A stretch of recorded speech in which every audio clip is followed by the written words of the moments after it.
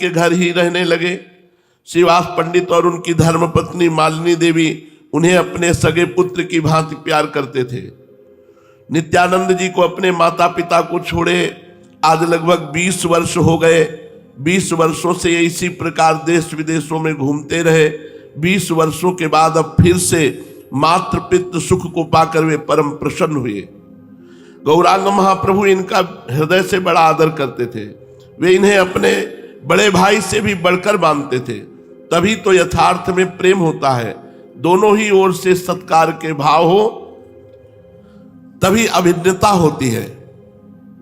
शिष्य अपने गुरु को सर्वस्व समझे और गुरु शिष्य को चाकर न समझ करके अपना अंतरंग सखा समझे, तभी दृढ़ प्रेम हो सकता है। गुरु अपने गुरुपने में ही बने रहे और शिष्य को अपना सेवक अथवा दास ही समझते रहे। इधर शिष्य अनिच्छा पूर्वक कर्तव्य सा समझकर उनकी सेवा शुश्रूषा करता रहे तो उन दोनों में यथार्थ प्रेम नहीं होता। गुरु शिष्य का बर्ताव तो ऐसा होना चाहिए जैसा भगवान श्री कृष्ण और अर्जुन का, जैसा जनक जी और श्री सुखदेव जी का शास्त्रों में सुना जाता है।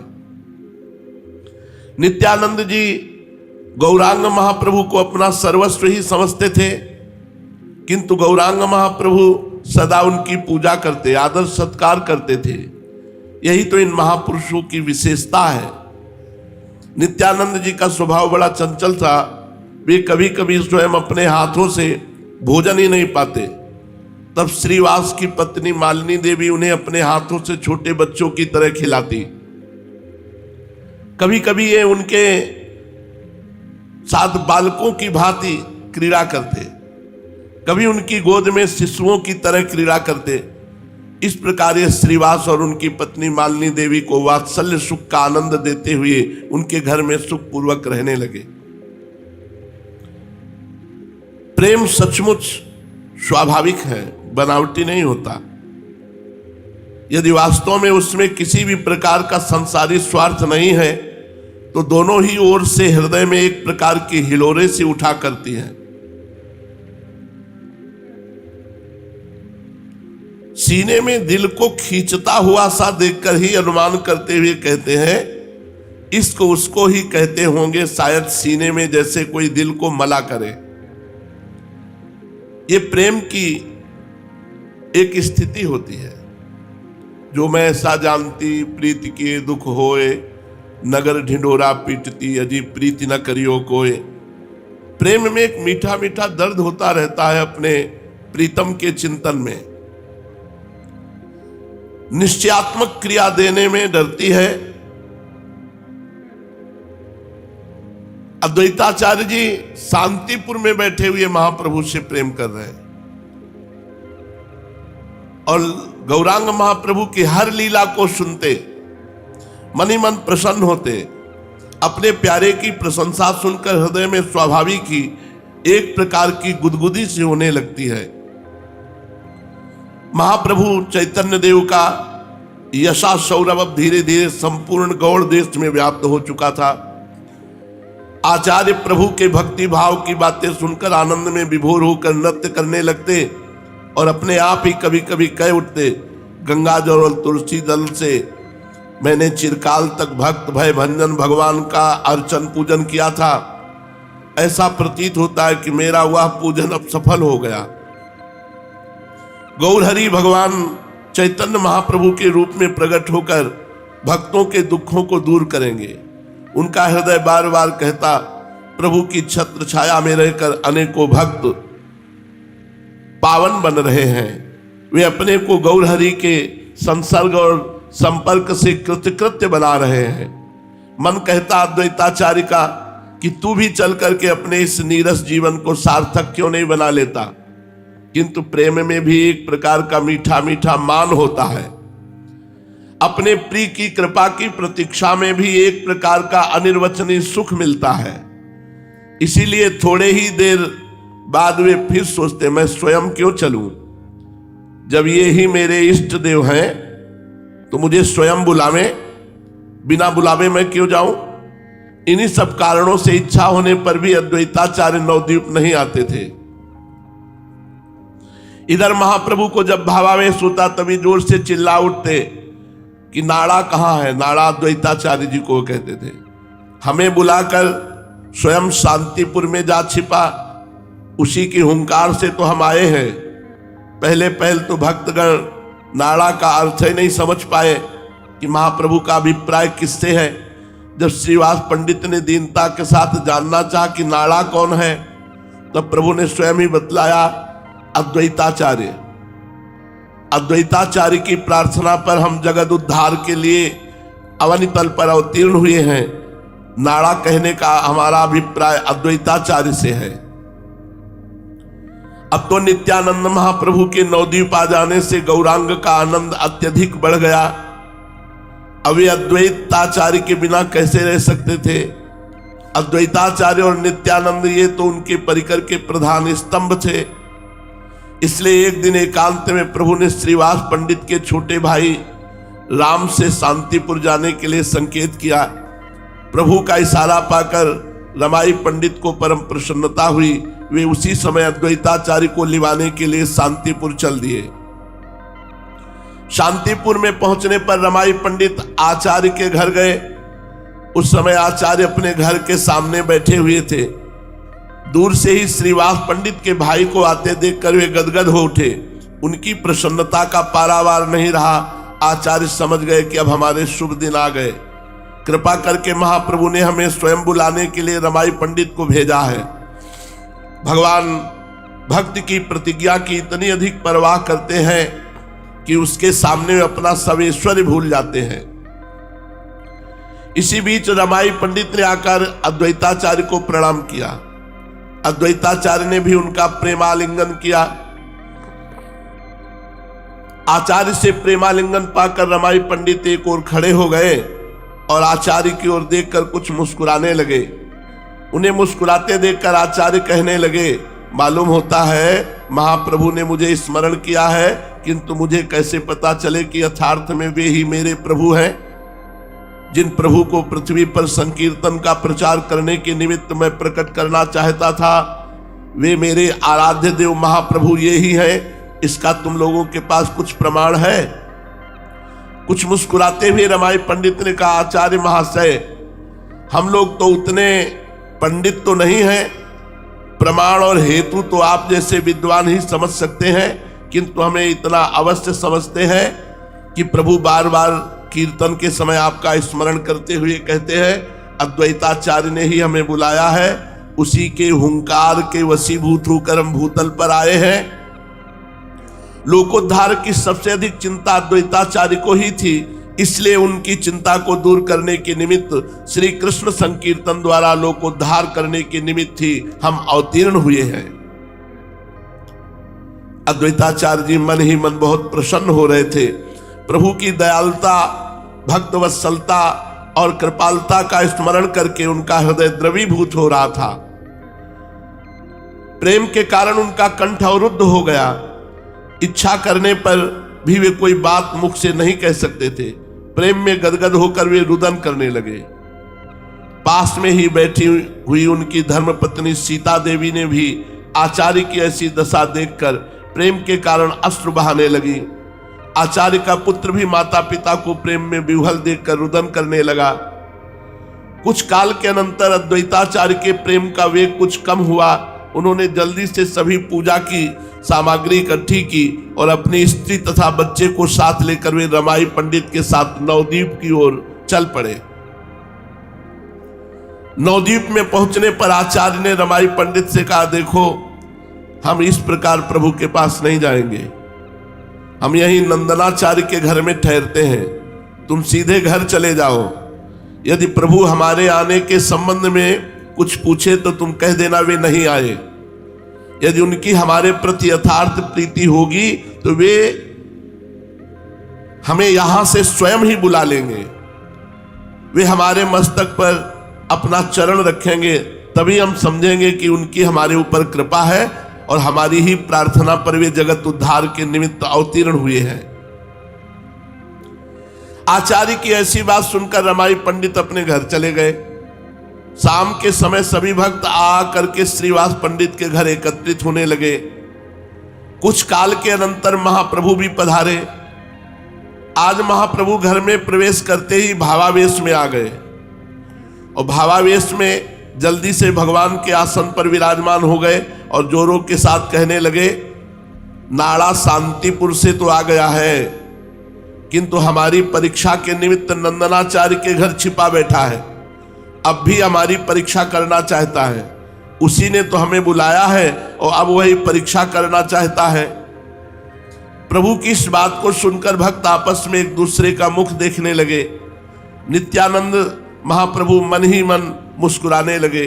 मुरारी गुप्त ने उसी समय प्रभु की पूजा की, धूप दीप नैवेद्य चढ़ाकर सुगंधित पुष्पों की माला प्रभु के गले में पहनाई और खाने के लिए सुंदर सुवासित तांबूल दिया। इसी समय रमाई पंडित ने सभी वृत्तांत जाकर अद्वैताचार्य से कहा। सब वृत्तांत सुनकर आचार्य चकित से हो गए और प्रेम में बेसुध से हुए गिरते पड़ते श्रीवास पंडित के घर आए। जिस घर में महाप्रभु विराजमान थे, उस घर में प्रवेश करते ही अद्वैताचार्य को प्रतीत हुआ कि संपूर्ण घर प्रकाशमय हो रहा है। कोटि सूर्यों के सदस्य प्रकाश उस घर में विराजमान है। उन्हें प्रभु की तेजोमयी मूर्ति के स्पष्ट दर्शन न हो सके। असह तेज के प्रभाव को आचार्य सहन न कर सके। उनकी आंखों के सामने चकाचौंध सी छा गई। वे मूर्छित होकर भूमि पर गिर पड़े और देहली से आगे पैर न बढ़ा सके। भक्तों ने वृद्ध आचार्य को उठाकर महाप्रभु के सन्मुख लिटाया। महाप्रभु के सन्मुख पहुंचने पर वे संज्ञा शून्य ही पड़े रहे और बेहोशी की ही हालत में लंबी लंबी सांसें भरकर जोरों के साथ रुदन करने लगे। उन वृद्ध तपस्वी विद्वान अद्वैताचार्य की ऐसी अवस्था देखकर सभी उपस्थित भक्त आनंद सागर में गोते खाने लगे और अपनी भक्ति को तुच्छ समझकर रुदन करने लगे। थोड़ी देर के अनंतर महाप्रभु ने कहा, आचार्य उठो, अब देर करने का क्या काम है। तुम्हारी मनः कामना पूर्ण हुई। चिरकाल की तुम्हारी अभिलाषा के सफल होने का समय अब सन्निकट आ गया। अब उठकर हमारी विधिवत पूजा करो। प्रभु की ऐसी प्रेममयी वाणी सुनकर वे कुछ प्रकृतिस्थ हुए। भोले बालक के समान 70 वर्ष के श्वेत केश वाले विद्वान अद्वैताचार्य जी सरलता के साथ प्रभु का पूजन करने के लिए उद्यत हुए। जगन्नाथ मिश्र जी ने पूज्य और श्रेष्ठ मानते थे, विश्व रूप के जो विद्या गुरु थे और निमाई को जिन्होंने गोद में खिलाया था, वे ही भक्तों के मुकुटमणि महामान्य अद्वैताचार्य जी एक 23 वर्ष के युवक के आदेश से सेवक की भांति अपने भाग्य की सराहना करते हुए चैतन्य महाप्रभु की पूजा करने लगे। इसे तो ही विभूतिमत्ता कहते हैं, इसे ही भगवत्ता कहते हैं, जिसके सामने सभी झुक जाएं, जिसके प्रभाव से जाति कुल रूप तथा अवस्था में छोटा होने पर भी पुरुष सर्व पूज्य समझा जाता है। अद्वैताचार्य ने सुवासित जल से पहले महाप्रभु के चरणों को पखारा, फिर पाद्य अर्घ देकर सुगंधित चंदन प्रभु के श्री अंगों में लेपन किया। तदनंतर अक्षत धूप दीप नैवेद्य आदि चढ़ाकर सुंदर माला प्रभु के गले में पहनाई और तांबूल देकर वे हाथ जोड़कर गदगद कंठ से स्तुति करने लगे। रोते रोते वे बार बार इस श्लोक का गान करते, नमो ब्रह्मण्य देवाय गो ब्राह्मण हिताय च जगद्धिताय कृष्णाय गोविंदाय नमो नमः। श्लोक पढ़ते पढ़ते वे और भी गौरांग महाप्रभु को लक्ष्य करके भांति भांति की स्तुति करने लगे। स्तुति करते करते वे बेसुध से हो गए। इसी बीच अद्वैताचार्य की पत्नी सीता देवी ने महाप्रभु की पूजा की। महाप्रभु ने भावावेश में आकर उन दोनों के मस्तक पर अपने श्री चरण रखे। प्रभु के पाद पद्मों के स्पर्श मात्र से आचार्य पत्नी और अद्वैताचार्य आनंद में विभोर होकर रुदन करने लगे। महाप्रभु ने आचार्य को आश्वासन देते हुए कहा, आचार्य अब जल्दी से उठो, अब देर करने का काम नहीं, अपने संकीर्तन द्वारा मुझे आनंदित करो। प्रभु का आदेश पाते ही आचार्य दोनों हाथों को ऊपर उठाकर प्रेम के साथ संकीर्तन करने लगे। सभी भक्त अपने अपने वाद्यों को बजा बजा कर आचार्य के साथ संकीर्तन करने में निमग्न हो गए। अद्वैताचार्य प्रेम के आवेश में जोरों से नृत्य कर रहे थे। उन्हें शरीर की तनिक भी सुध-बुध नहीं थी। वे प्रेम में इतने मतवाले बने हुए थे कि कहीं पैर रखते और कहीं जाकर पैर पड़ते। धीरे धीरे स्वेद, कंप, अश्रु, स्वरभंग तथा विकृति आदि सभी संकीर्तन के सात्विक भावों का अद्वैताचार्य के शरीर में उदय होने लगा। भक्त भी अपने आप को भूलकर अद्वैताचार्य की ताल के साथ अपना ताल स्वर मिला रहे थे। इस प्रकार उस दिन के संकीर्तन में सभी को अपूर्व आनंद आया। आज तक कभी भी इतना आनंदमय संकीर्तन नहीं हुआ था। सभी भक्त इस बात का अनुभव करने लगे कि आज का संकीर्तन सर्वश्रेष्ठ रहा। क्यों न हो, जहां अद्वैताचार्य जी, नित्यानंद महाप्रभु और चैतन्य महाप्रभु तीनों ही प्रेम के मतवाले एकत्रित हो गए हों, वहां अद्वितीय तथा अलौकिक आनंद आना ही चाहिए। बहुत रात्रि बीतने पर संकीर्तन समाप्त हुआ और सभी भक्त प्रेम में छके हुए से अपने अपने घरों को चले गए। प्रेम में छोटेपन का भाव नहीं रहता। प्रेमी अपने प्रिय को सदा बड़ा ही समझता है। भगवान भक्त प्रिय है। जहां भक्त उन्हें अपना सर्वस्व समझते हैं, वहां भगवान भक्त को अपना सर्वस्व समझते हैं।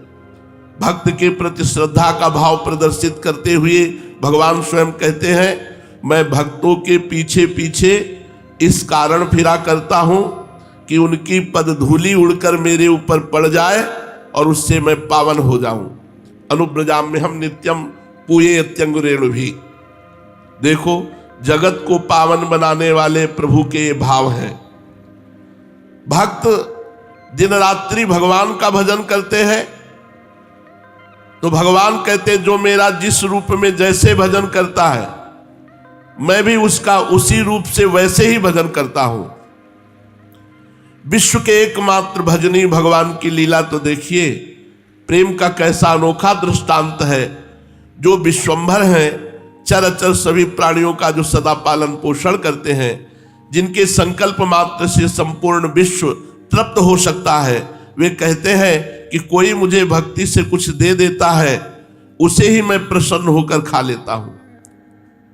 पता नहीं खाने की चीज है कि नहीं। देखो, फूल सूंघने की है, जल पीने की है और अन्न फल खाने की है, पर प्रभु कहते पत्रम पुष्पम फलम तोयम ये में भक्ता प्रेक्षति। प्रेम में पागल हुए भगवान कहते हैं, मुझे कोई भक्ति भाव से पत्र, पुष्प, फल, जल भी दे दे तो मैं उसे अमूल्य वस्तु समझकर खा लेता हूं। अश्नामी। पत्ते और फूलों को भी खा जाते हैं, इसलिए कहा अश्नामी।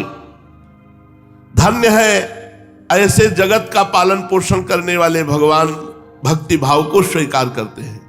क्यों न हो, प्रेम युक्त जब एक चुल्लू जल दिया जाए, एक पत्र दिया जाए, एक पुष्प दिया जाए, तो भगवान उसे तत्काल ही अश्नामी शब्द का प्रयोग किया, मैं खा लेता हूं। और इसका प्रमाण भी दिया।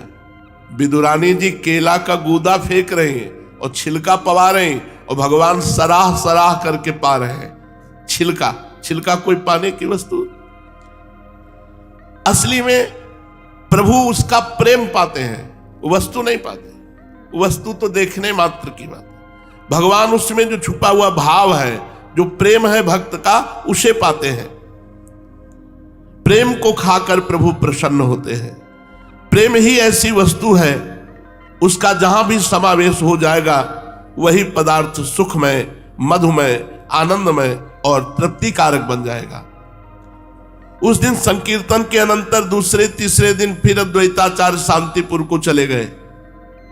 उनके मन में संदेह तो नहीं, पर फिर भी कुछ कि क्या वही भगवान है जिनकी मैं आराधना करता हूं। उनका मन अब भी दुविधा में था कि हमारे इष्ट देव ही हैं या और कोई।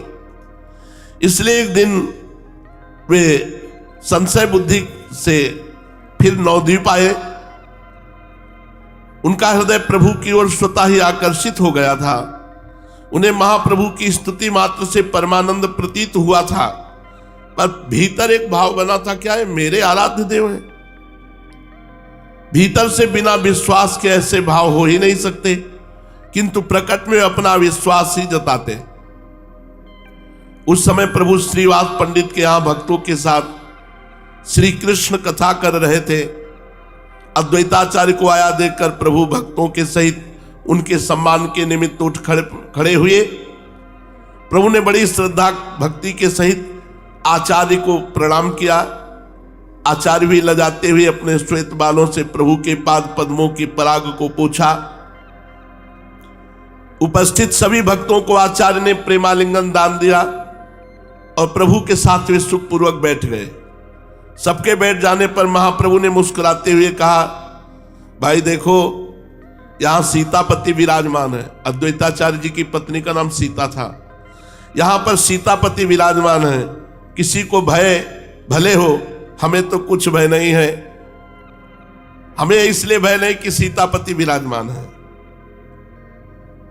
कुछ बनावटी गंभीरता धारण करते हुए अपने चारों ओर देखते हुए अद्वैताचार्य जी ने कहा, यहां रघुनाथ तो दृष्टिगोचर नहीं हो रहे, यहां यदुनाथ जरूर विराजमान है।